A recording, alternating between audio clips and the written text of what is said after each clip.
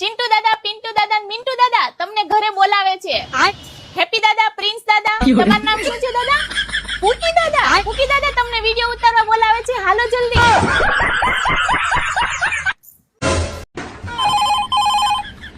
હાલો, PGVCL માં આપનું સ્વાગત છે. હું આપની શું સહાયતા કરી શકું? 1 કિલો દેશી ગાયનું ઘી આપી દે. અરે મારા ભાઈ, અહીંયાથી પાવર સંબંધી માહિતી મળે, ઘી ન મળે. તો તે પાવર કેમ કાપી નાખ્યો છે? અરે ભાઈ, લાઈટ મેં નથી કાપી, તાર તૂટી ગયો છે. તાર થૂકથી હાંધો છો કે વારા ઘણીએ તૂટી જાય? જુઓ, 2 કલાકની અંદર પાવર આવી જશે. કાસા રસ્તે મોકલો ને શોર્ટકટ, તો 15 મિનિટમાં આવી જાય. મને લાગે છે તમને બહુ ગરમી થતી લાગે. ગરમી મને નથી થતી, મારી ઘરવાળીને થાય છે. એનું મગજ આમે 100 ડિગ્રી પેલું રહેશે ને પાવર જાય ને પંખો બંધ થાય એટલે 200 ડિગ્રી થાય છે. અને જો એનો મગજ સટકો ને મને કાંઈ જાનહાનિ થઈ તો એની જવાબદારી તમારી રહેશે. फूल है गुलाब के सुगंध लीजिए, फूल है गुलाब के सुगंध लीजिए. अब बेटी है गरीब के सपोर्ट कर दीजिए, पत्नी है गरीब के सपोर्ट कर दीजिए, बहू है गरीब के सपोर्ट कर दीजिए भाई, फॉलो कर दीजिए भाई. 12 વાગે ઉનાળો હતો અને 4 વાગ્યા ને તો સોમાં હું આવી ગયું. આ તો ભાઈ રે કરી.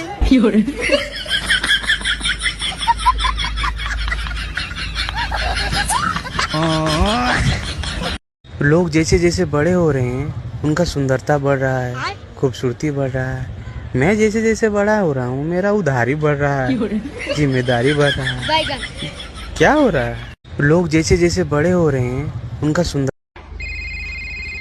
હાલો નમસ્કાર, ગુજરાત લકડ હંધાળ ઓનલાઈન કેન્દ્રમાં આપનું હાર્દિક સ્વાગત છે. હું આપની શું સેવા કરી શકું? પગ દબાવી દે. એલા ભાઈ, અમે લગન કરાવીએ છીએ. લગન? હા તો એટલે જ ફોન કર્યો હોય ને. તારો અવાજ ક્યાં કામણગારી કોયલ જેવો છે, સાંભળવા ફોન કરીએ. તમારું નામ જણાવશો? પરબત પૂંજા લુખેશ. પરબત પૂંજા તો બરાબર છે, પણ આ લુખેશ? ઈ છોકરી જોવામાં જી બધું હતું ને ફના ફાતિયા થઈ ગયું, માથે બેંકુની લોન થઈ ગઈ, લુખેશ થઈ ગયા એટલે હવે અટક જ લુખેશ રાખી દીધી. હા તો પરબત પૂંજા લુખેશ, તમારી ઉંમર? પસાન માથે હાથ. એની જાતનો 57 વર્ષ. હવે તારી પૈણવાની ઉંમર છે. તો જે હિસાબથી તારી ઉંમર છે ને ભાઈ, 2-5 વર્ષમાં તો તું સમજતા પણ ઉકલી જઈશ. જો ભાઈ ઉકલવાની વાત ન કરતો, તારું કામ છે એ કર. મારા લાયક કન્યા હોય તો કે. કેવી કન્યા જોઈ છે? ઐશ્વર્યા રાય જેવી હોય તો હાલે. એ ભાઈ એનું લોસામ પડ્યું છે ને તો આપડી વાત અકાવો ને. એની જાતને ઈ તારા જેવા કેટલાય ને ખરીદી લે ડોહા, માપે રે માપે. હા તો વેચાઈ જવા તૈયાર જ છું ને, એને કેની ખરીદી લે. કેવા કેવા નંગ પડ્યા છે. આ અમારો ધંધો બંધ કરાવશે. હું તો કહું છું સર, તમારા બાળકનું એડમિશન અહીંયા જ કરાવો. પણ તમે એક કારણ કહો કે એડમિશન અહીંયા શું કામ લો? શું કામ લો એમ? આ લ્યો બુક ને સ્ટેશનરી અહીંયાથી મળી જશે આખા વર્ષનું ને. આ તો બધા આપતા જ હોય, બ્રાન્ડેડ બેગ, આ બોટલ સહિત, અને જેવા તેવા બ્રાન્ડ ના નહીં, નાઇકી ના શૂઝ. હાથમાં પકડો, આલ્યો. અને સીઝનલ વસ્તુ તમારા ઘરે પહોંચી જશે. આખા વર્ષનું કરિયાણું તમારા ઘરે પહોંચી જશે. અત્યારે ઉનાળો આલે ને, કેસર કેરીની પેટીઓ ને પેટીઓ પહોંચશે. અને તમને આખા વર્ષની 2 તો વર્લ્ડ ટૂર આપશે ને. ક્યારેક તમે પેરેન્ટ્સ ટીચર મીટિંગમાં ફ્રી ન હોય તો પેરેન્ટ્સ નું અરેન્જમેન્ટ થઈ જશે. અને તમારે બાળકનું કઈ ટેન્શન લેવાનું નથી, એનું સેટિંગ અમે કરાવી જ દેશું. અને હા, એનાથી વધારે ગોર બાપે રાખ્યા છે, લગન અહીંયા કરાવી જ દેશું, ફેરવી જ દેશું. પણ એડમિશન તમે અહીંયા લ્યો. હું લઈ લઉં. હું તો કઉ છું સર, તમારા બાળકનું એડમિશન અહીંયા છે. વ્હાઈટ રણ ફર્યા? એ તો મીઠું છે લા. હા તો એ તો મીઠું જ છે ને. મને હતું કે વ્હાઈટ રણ એટલે કઈ વ્હાઈટ કલર ની રેતી હશે. ના ના, એ તો મીઠું જ છે. તમે જોયું કે નહીં કાકી? જોયું નહીં, હું તો 2 થેલી મીઠું લઈને આવી છું. મસ્ત એપ્રિલ સુધી ચાલી જશે. એટલે તું તઈથી મીઠું લઈ આવી? તો તમે તો કહો છો કે નાસ્તો બહારના નમકીન જેવો બનાવજે. છે ને યાર, આપણે નેક્સ્ટ યર પણ જઈશું. હા, કોઈ ઘૂસવા નહીં દે આપણને. નેક્સ્ટ યર વાળી તે તંબુ હળગાયું છે, ભૂલી ના જઈશ પ્લીઝ. કઈ કરજો ને યાર. 25 આમળા હાથીને આવીશું તઈ રણમાં. તઈ આમળા હાથ્યા તે? તમે તો કહેતા હતા કે પાછા આવીશું એટલે. છે ને યાર. કઈ નહીં કાકા, શાંતિથી સોંગ. ઓલી કાલ સાંજે જીન્સ પહેર્યું તો મેં કીધું કેવી લાગુ છું, એટલે મને કે જાડી. તે મેં કીધું આપણે શિલ્પા શેટ્ટી જેવી બૈરી જોઈતી હોય ને તો આપણે રિતિક રોશન લાગવું પડે, સમજ્યા?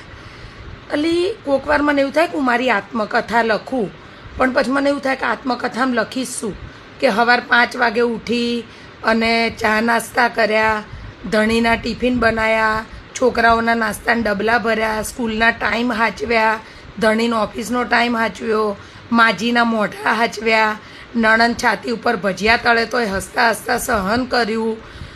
અલી જિંદગી બરબાદ છે ટૂંકમાં. હેડ આપણે માર્કેટ જતા આવીએ, પાણીપુરી ખાતા આવીએ. હેડ જીવનમાં એ તો એક સુખ છે. આત્મકથા લખવી હતી પણ મને એમ થયું કે આટલું બધું વાંચીને લોકો રડવા માંડશે ધ્રુસકે ને ધ્રુસકે, એટલે હાલ માંડી વાળી. બોલ શું છે પછી હવે જમવાનાનું કેવું કરવું છે? તું ના બનાવીશ, હું લેતો આવીશ મારી રીતે. કેમ એવું કરો છો? હવે આમ તો જો ગઈકાલનું પેલું આપણે જે બનાવ્યું હતું ને એ વધ્યું છે તો પછી એ ગરમ કરીને ખાઈ લઈશું. શું બનાવ્યું તું એ તો કે નામ તો બોલ. હવે એ ક્યાં આવે, જવા દો ને. કેન બધાને સંભળાય તે શું બનાવ્યું તું એમ. એમાં મારો વાંક નથી. ઓકે, લે હું શાંતિથી રેસીપીની ચોપડીમાંથી જોઈને બનાવતી હતી, એમાં તમે અંદર રસોડામાં આયા કંઈક હતપત કરી, એમાં ચોપડી પડી ગઈ. હા તો હવે મને નથી ખબર કે હું શું બનાવતી હતી એમાંથી જોઈને. પછી હવે જે પાનું ખુલ્યું ત્યાંથી જ પછી મેં બીજું નેક્સ્ટ બનાવવાનું ચાલુ કરી દીધું. એટલે તને ખ્યાલ આવ્યો કોક ભલતી બે રેસીપી ભેગી કરી નાખી, ગમે તે પાનું ખોલીને ચાલુ કરી દીધું. પણ મને યાદ નતું કે હું શું બનાવતી હતી. પછી હવે પેલું પાનું જ્યાંથી ખુલ્યું ત્યાંથી મેં કન્ટિન્યુ કર્યું. પણ આવું કરાય તને ખબર પડે? હવે ગાજરના હલવામાં તે પનીર નાખ્યા, એ પણ ફ્રાય કરેલા ગાજરના હલવા યાર. પણ હવે જે હતું તે મેં કર્યું. ના કરા, આખા લસણ નાખ્યા હતા, તે લસણની કડીઓ હતી, ફુદીનાની ચટણી નાખી. આ ડીશનું નામ શું આપવાનું મારે બોલ? મને શું ખબર. અને પછી તું એવું કહે છે કે વધ્યું છે તો ગરમ કરીને ખાઈ લઈશું. આખી સ્વીટ ડીશ હતી, એમાં તે પનીર ને લસણ ને શું બધું. હું આટલું બધું કરું છું તમારા માટે. પણ કેમ કરે છે તું? ઓછું કર અને સીધું કર. ગાજરના હલવામાં ફુદીનાની ચટણી નાખેલી લાગ. હારું કઈ નહીં પણ હવે પનીર નાખેલા. તમે છે ને એક વાઈફ ને સમજો. નથી પડતી. આજે આઈ લવ યુ બોલો. એવું બધું ના આવડેલી બોલો ને. તો છે ને આજે તો પેલું ખીરમાં આમલીની ચટણી નાખીને ખવડાવીશ. છે ને આ તો આ રીતે તો તું હવે તું આ છુટ્ટી ધમકી આપે છે. બોલો તો. હું યાર આઈ લવ યુ લે.